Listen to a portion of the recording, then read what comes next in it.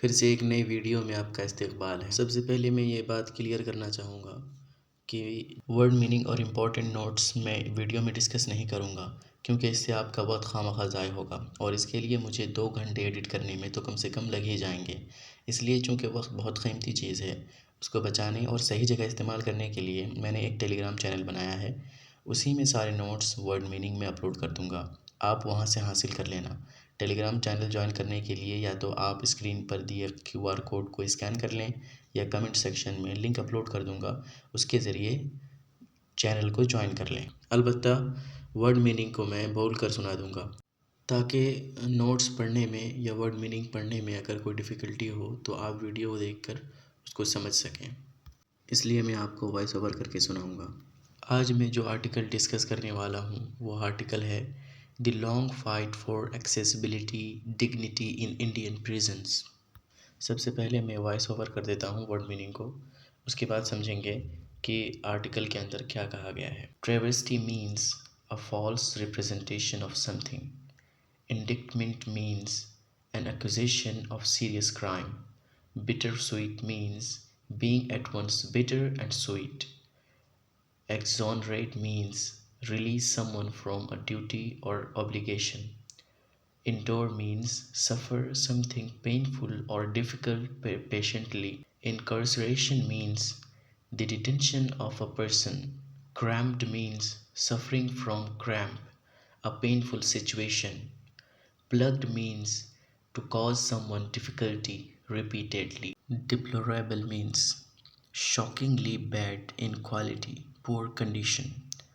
Exacerbate means make something bad to worse. Straw means stalks of grain after threshing or a thin tube for sucking. Rampant means wild or out of control, spreading unchecked. Enrich means improve or enhance the quality. Evaluate means form an idea of the amount, number of something.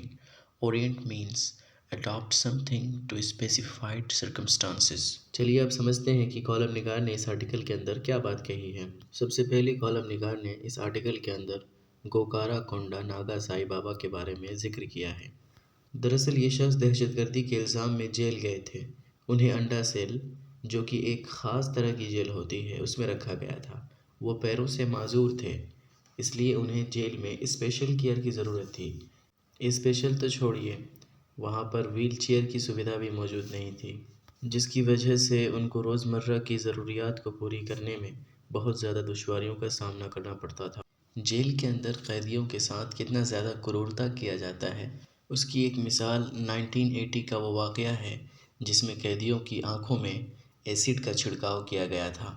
قیدیوں کی خستہ حالی کو دیکھتے ہوئے ملا committee report, جو کہ 1980 میں شائع ہوئی تھی، جس میں قیدیوں کے تعلق سے کچھ بدلاؤ کی بات کہی گئی تھی، لیکن اس سے کوئی خاص نتیجہ نہیں نکلا۔ اسی طرح 1996 میں بنگلور سینٹرل جیل کے ایک قیدی نے سپریم کورٹ کے نام خط لکھا کہ ہم قیدیوں کی حالت بہت نازک ہے، کچھ کیجیے ہمارے لیے، لیکن پھر بھی کوئی قدم نہیں اٹھایا گیا۔ انڈیا میں جیل کے اندر اوور کراؤڈنگ بھی ایک بہت بڑا مسئلہ ہے، جہاں پر ان کی ضروریات کا بالکل خیال نہیں رکھا جاتا، بلکہ ان کے ساتھ اینیمل کی طرح سلوک کیا جاتا ہے اور ان کی ضرورتوں کا بالکل خیال نہیں رکھا جاتا۔ اس کی ایک مثال فادر اسٹین سوامی ہے۔ انہیں پارکنسن کی بیماری تھی۔ انہوں نے اسٹرو اور سپر کا مطالبہ کیا، لیکن اس کا یہ مطالبہ پورا نہیں کیا گیا۔ دراصل بات یہ ہے کہ چاہے کوئی عام انسان ہو یا چاہے وہ قیدی ہو، ان کے ساتھ انسانی سلوک روا رکھنا بہت ضروری ہے۔ خصوصی طور پر وہ قیدی جو معذور ہیں، ان کے لیے تو اور بھی ضروری ہے کہ حکومت ان کا دیکھ بھال کریں، ان کا خیال رکھیں اچھی طرح سے۔ اس کے لیے ضروری ہے کہ حکومت UN کے ذریعے سے پاس کیا ہوا نیلسن منڈیلا رولز کو فالو کریں۔ ایسا نہیں ہے کہ ہمارے آئین میں اس کا ذکر نہیں ہے، ہمارے آئین کے اندر بھی ہے، the rights of persons with disabilities act 2016۔ اسی طرح منسٹری آف ہوم افیئرز کے ذریعے جاری کردہ ماڈل پریزن ماڈیول 2016 بھی ہے، جو قیدیوں کے ساتھ برتاؤ کو بتاتا ہے، لیکن یہ ساری چیزیں صرف کاغذ کی خوبصورتی بنی ہوئی ہے۔ آخر میں کالم نگار نے لکھا ہے کہ ہم میں سے بہتوں کو یہ لگتا ہوگا کہ قیدیوں کے ساتھ تشدد اور بربرتا کرنا صحیح ہے۔ یہی وجہ ہے کہ سرکاریں قیدیوں کے ساتھ منمانی سلوک کر رہی ہے۔ اب ضرورت اس بات کی ہے کہ حکومت چاہے اسٹیٹ کی ہو یا سینٹرل کی، وہ قیدیوں کے حقوق کو بجا لائیں، خصوصاً معذور قیدیوں کے حقوق کو، تاکہ سائی بابا کی طرح دوسرے قیدی ان مشکلات کا سامنا نہ کریں جو انہوں نے کیا۔